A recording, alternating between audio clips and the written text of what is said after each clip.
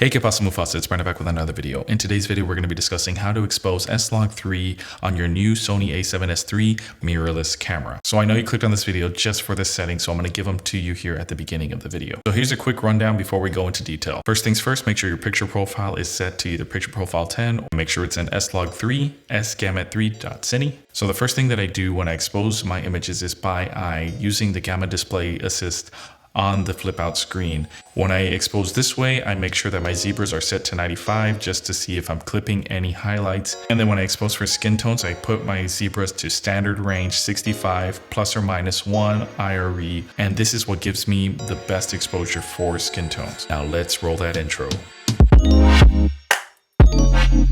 This is your first time here. My name is Brendan. I'm an aspiring filmmaker and wedding photographer. And today we're going to be discussing SLOG 3 exposure. Now, there is a ton of videos and a ton of information. And even the information I'm giving you today might not be the best thing that works for you. However, this is what works for me. This is just a more maybe like intuitive way to expose SLOG 3. So the first things first is in picture profile 10, or in my case, I picked picture profile 1, whichever one, doesn't matter. Put our settings to SLOG 3. Then down here, we're going to go to S-gamma3.cine. We'll make sure there. And then the last thing is on our detail. Make sure that our detail, I set it to around like -3.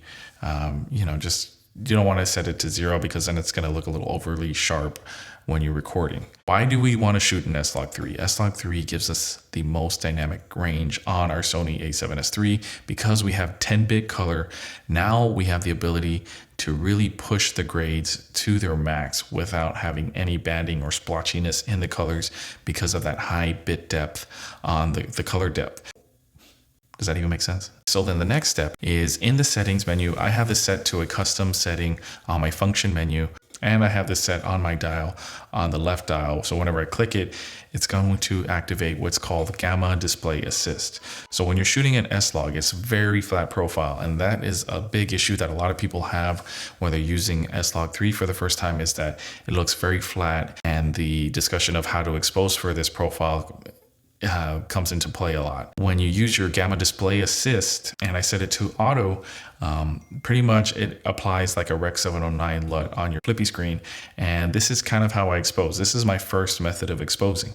I use a gamma display assist setting, and then I either close my aperture or my ND filter. And basically what I'm exposing for what is in front of me.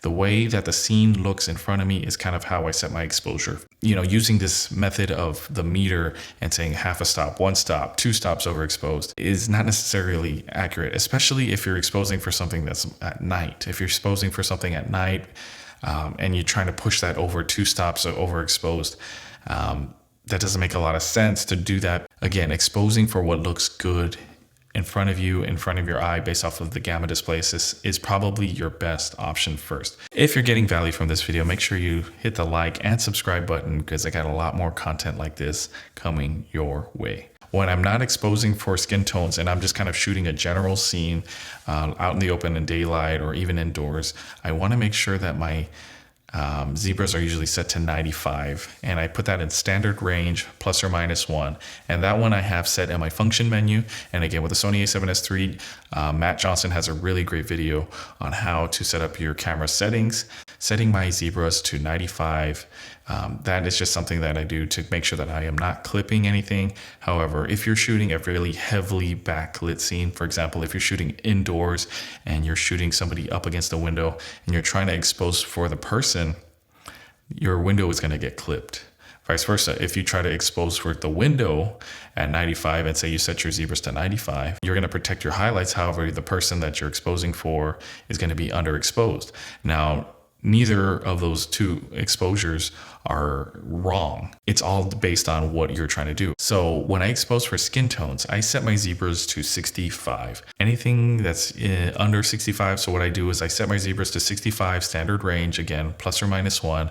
I expose, if I'm outdoors, I turn my ND filter until I start seeing zebras on somebody's face, the person that I'm trying to film, and then I crank it down just a little bit under that. So I'm roughly probably in the 60 IRE range when it comes to zebras. But again, I set it to 65 and then I just dial it back a little bit when I see the zebras. The brightest part of the person's face needs to be less than 65 because I don't want to overexpose the skin. And what I do is I have those zebras set to custom button, or the custom zebras. If you scroll all the way down, you have custom 1 C1 and custom 2 C2. So custom 1 I have set to 65 and custom 2 I have set to 95. And then I assign the zebra function to my function menu. So whenever I'm on a shoot, I hit the function menu, I click all the way over to my zebras, and then I just scroll the dial left or right to change between C1 and C2, depending on what I'm exposing for. Thanks for watching the video, guys. I will see you guys in the next video. Peace.